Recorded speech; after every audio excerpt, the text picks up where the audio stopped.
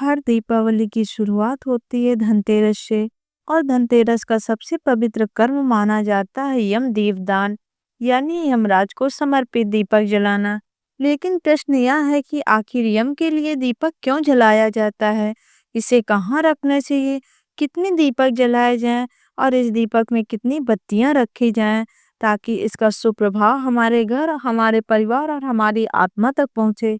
मेरे प्यारे भाइयों एवं बहनों, धनतेरस का दिन केवल सोना चांदी बर्तन खरीदने का नहीं, यह दिन है जीवन और मृत्यु के रहस्य को समझने का। कहा गया है कि इस दिन धन्वंतरी देवता समुद्र मंथन से अमृत कलश लेकर प्रकट हुए थे। उसी के साथ यह दिन यमराज की पूजा का भी दिन माना गया है, क्योंकि इसी दिन देवदान से मृत्यु के भय से मुक्ति मिलती है। अब सोचिए कितना गहरा भाव है इस परंपरा में, जहाँ एक दीपक केवल रोशनी नहीं देता, बल्कि वह मृत्यु के अंधकार को मिटाने की शक्ति रखता है।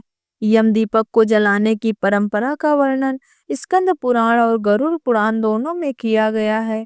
कहा गया है कि जो व्यक्ति धनतेरस की रात संध्या के समय दक्षिण दिशा में दीपक जलाता है, उसके घर में किसी भी सदस्य की अकाल मृत्यु नहीं होती।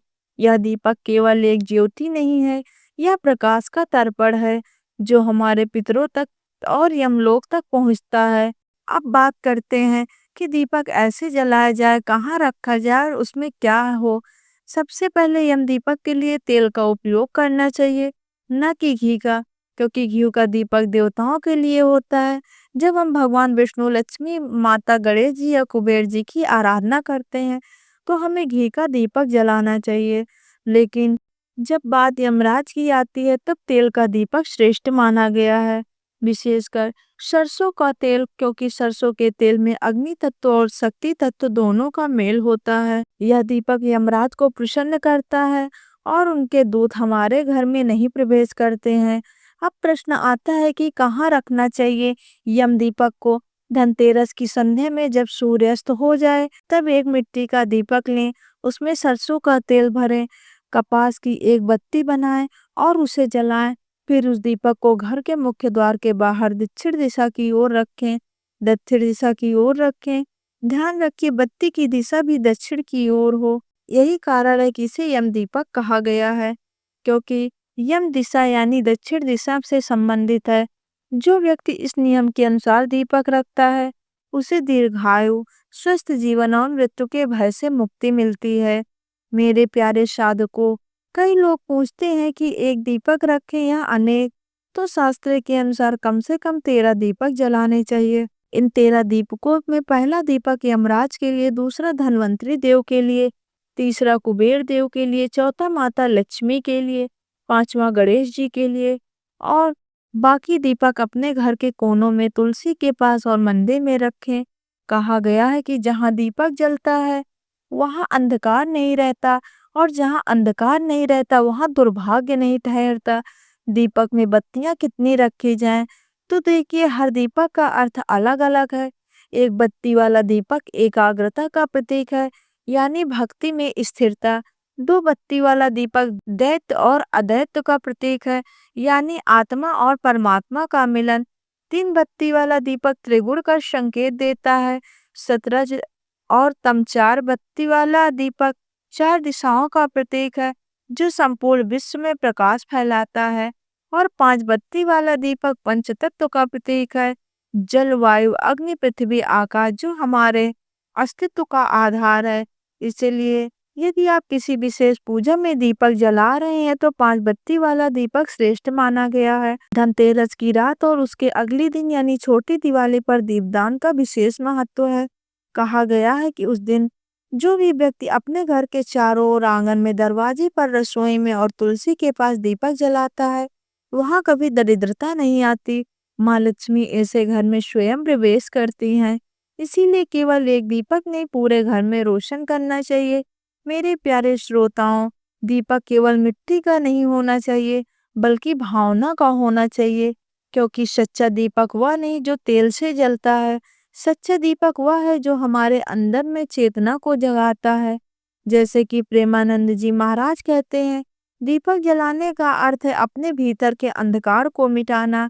जब तक मन में लोभ, क्रोध, मोह, द्वेष की अंधेरी लपटें जलती रहेंगी, तब तक बाहर का दीपक कितना भी बड़ा क्यों ना हो, वह प्रकाश नहीं दे सकता। धनतेरस के दिन हमें यह भी ध्यान रखना है कि दीपक जलाते समय मन में कोई नकारात्मक विचार न आए। दीपक जलाने से पहले भगवान से प्रार्थना करें, हे प्रभु, जिस प्रकार यह दीपक अंधकार मिटाता है, उसी प्रकार मेरे जीवन के सभी अंधकार मिटा दो। और वह दीपक जल जाए तो उसकी लौ को ध्यान से देखिए। वह केवल ज्योति नहीं है, वह आपके भीतर की आत्मा का प्रतीक है। कई लोग यह गलती करते हैं कि दीपक जलाने के बाद उसे तुरंत बुझा देते हैं। यह भूल है। दीपक को तब तक जलने दें जब तक वह स्वयं बुझ न जाए, क्योंकि उसकी लौ जब तक जलती रहेगी तब तक वह आपके घर में शुभ प्रकाश फैलाती रहेगी। दिवाली में 5 दिनों में दीपक जलाने की परंपरा है। पहले दिन धनतेरस, दूसरे दिन नरक चतुर्दशी, तीसरे मुख्य दिन दिवाली, चौथी दिन गोवर्धन पूजा और 5वें दिन भाई दूज। हर दिन का दीपक अलग अर्थ रखता है। धनतेरस का दीपक यमराज के लिए, नरक चतुर्दशी का दीपक आत्मा शुद्धि के लिए, दिवाली का दीपक लक्ष्मी माता के लिए, गोवर्धन का दीपक कृष्ण भक्ति के लिए और भाई दूज का दीपक भाई बहन के प्रेम के लिए। जब आप हर दिन श्रद्धा से दीपक जलाते हैं, तब केवल घर ही नहीं, आपका भाग्य भी प्रकाशित होता है। तो दोस्तों, आपको यह वीडियो कैसी लगी? अगर अच्छी लगी तो कमेंट करके जरूर बताइए। वीडियो को एक प्यारा सा लाइक करके चैनल को सब्सक्राइब कर दें और कमेंट बॉक्स में जय माता लक्ष्मी, जय विष्णु भगवान अवश्य लिखें। वीडियो को अंत तक देखने के लिए आप सभी का धन्यवाद। मिलते हैं फिर एक नई वीडियो में नई जानकारी के साथ। तब तक के लिए आप सभी से विदा चाहती हूँ। धन्यवाद। दोस्तों, दीपावली के इस पावन अवसर पर कौन कौन माता लक्ष्मी को अपने घर पर बुलाना चाहता है, तो सच्चे दिल से कमेंट बॉक्स में लिखें जय माता रानी, आपका स्वागत है हमारे घर में। दोस्तों, चाहे मर जाना लेकिन दिवाली की पूजा ये 3 औरतें भूल से भी मत करना।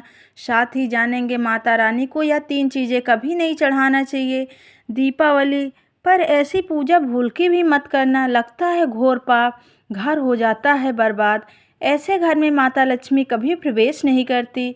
माना जाता है दीपावली पर यह 3 चीज़ माता रानी को कभी नहीं चढ़ाना चाहिए। घोर पाप लगता है, इससे माता रानी रुष्ट हो जाती हैं। माता लक्ष्मी ऐसी पूजा में कभी शामिल नहीं होती। हर साल कार्तिक अमावस्या पर दिवाली मनाई जाती है। इस वर्ष कार्तिक अमावस्या की तिथि 20 अक्टूबर दोपहर 3:44 से प्रारंभ होगी। इस तिथि का समापन 21 अक्टूबर को शाम 5:54 पर होगी। क्योंकि दीपावली पर लक्ष्मी पूजन सूर्यास्त के बाद किया जाता है, इसीलिए इस साल दिवाली 21 अक्टूबर को मनाई जाएगी।